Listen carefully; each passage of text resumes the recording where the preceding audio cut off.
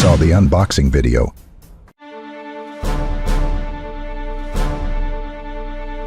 Not just about the power, it is the guts. It is what it does and how it sounds. These are MOSFET chips, and the more you have, the more power it makes. And there is a bunch in here. This is a Class D amplifier, frequency range 10 Hertz to 40 kilohertz with a -3 dB power. You can watch the unboxing video on our channel. Now it's time to put it to the test. All right, so we're gonna tune this first. Technically, we are tuned. Okay, so now we're gonna do a mono certified run. We're gonna go back to certified, mono. We're gonna go to 4 ohm. We're gonna get track 4. Okay, we're gonna start dyno. Let's see what it is now. Let's see what the power is. Here we go. Okay, 1267 at 14. So there you go, there's your difference. 1467, and our voltage was a little bit lower. So I'm gonna put in here lower voltage. What was it? 13? 1267. 1267. That is way over 900 watts. That was incredible. We want to try to do it at 2 ohms. It's not rated for 2 ohms, but we are going to try a 2 ohm mono run. We're going to go 2 ohms. We're going to go to track 4. Pause. Here we go. 2 ohm. It's not rated at.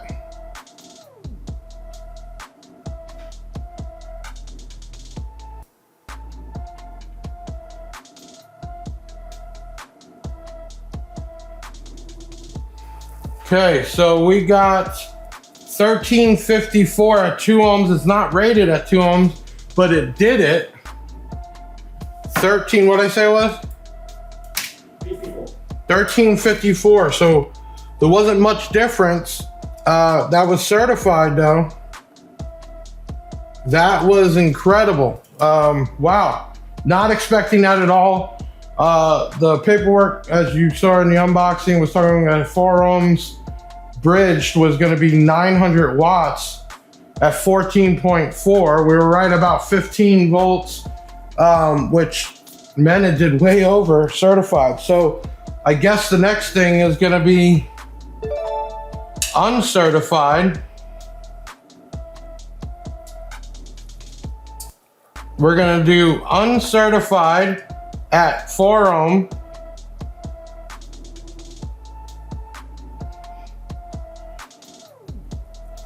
Four ohm uncertified. We're going to go to track 3.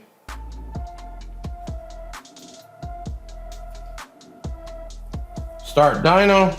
Here we go. 4 ohm uncertified. We're right at 15 volts. Here we go. Here we go. Here we go.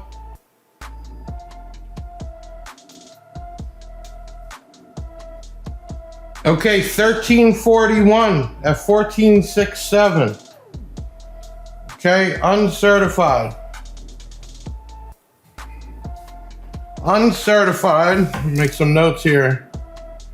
We're still in the mono, so we're gonna be 4 ohm uncertified. What was it? 1321. 1321. So we actually did a little bit less than certified. Don't ask me why. The voltage was a little bit lower, which could be the difference, but for a rated 900 watt mono amp, that was incredible. Okay, let me talk to you, everybody, explain this. So, showing the voltage difference on how much power produced. So we were at 15 volts, stay with me, and we were able to get the 1328. Getting down to about the 14 and change, we went down to 1267.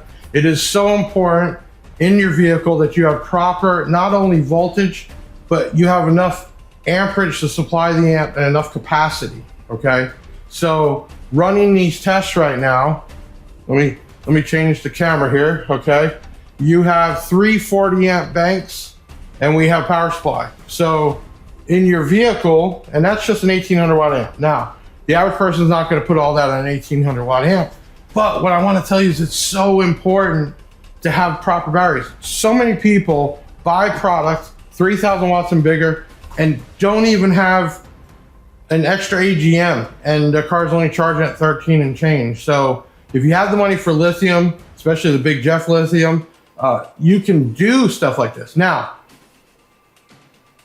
is it that big of a deal if you didn't have the power? No, but longevity, clean power, all that's really important to get what these amps are capable of doing.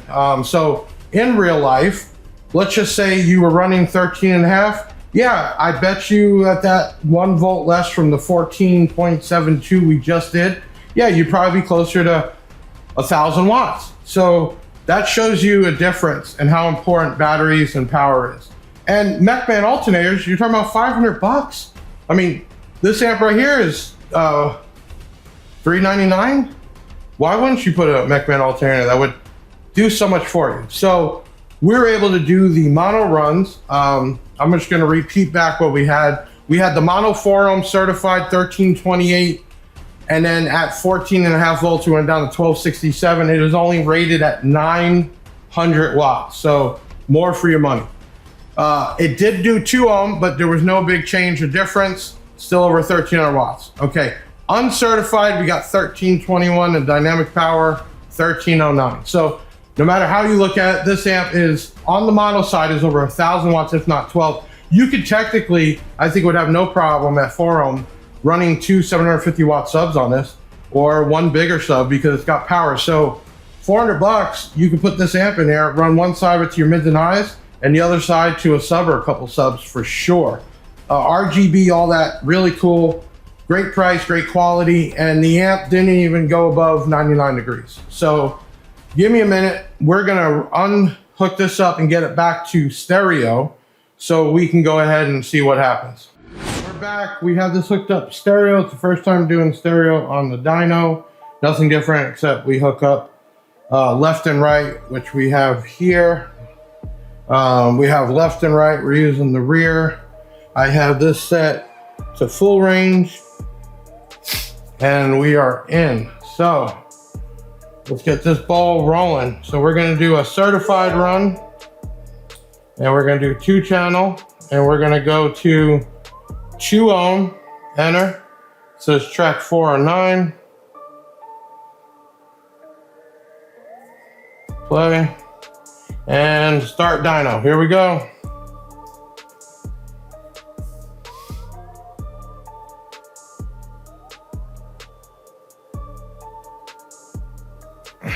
Okay, so this did pretty good. Wow, certified run. Now you can see here that we got 596 on channel 1 and we got 644 on channel 2. Now this amp is rated only at 450 watts at 2 ohms. So certified run, we killed it. Now, why do we get almost 50 some extra watts on one side? Voltage was a little bit higher. I'm not sure. Shorter run, I'm not really sure, but we're gonna at least go with the 596. So we got volts, well, we're gonna say 596, and then we will check the replay on the amperage. Okay, so next would be 4 ohm. Go back to track 4, and we're gonna start dyno. Here we go, 4 ohm, 2 channel. Okay, that's a lot closer, 370 and 387. And if you remember during the unboxing, 4 ohm was supposed to get 300 watts. So we surpassed that certified. I'm gonna lock it in at the lower number even. Then we're gonna say at 4 ohm, we did 370. Hold on. And we're gonna say, what was the voltage there? Can you see it? 14.74. 14.74. So we surpassed certified numbers by the book. Again, the RIOT1800 surpassed it. The mono way past 900. So it seems like the amp actually does better when it's in that 14 range. And somebody told me it could be bottlenecking the amperage through the power rods that connect it. Possibly. If you know, put it in the comments. So just to rehash, we were able, on mono, we were able to get 1328 certified at 162 amps at 15 volts. We went down to 1267 at 4 ohms when we just went down right under 15 volts. Mono at 2 ohm, which it's not rated to do, still did 1354 certified. And then we had a 4 ohm uncertified of 1341. The amp's only rated 900 and we got well over 1200 for sure. I mean, this is a great amp. It does its power and then some. And we have hit this back to back. And then think how many times we've hit this off camera. The amp is still sitting at 102. Incredible amp. So there's your dyno test. We'll post all the results and the efficiency. I'm not sure how important people are with efficiency, but for $399, you get an RGB amp that would technically run a nice small system, or it would be awesome to run a ton of mids and highs. Okay, this was incredible.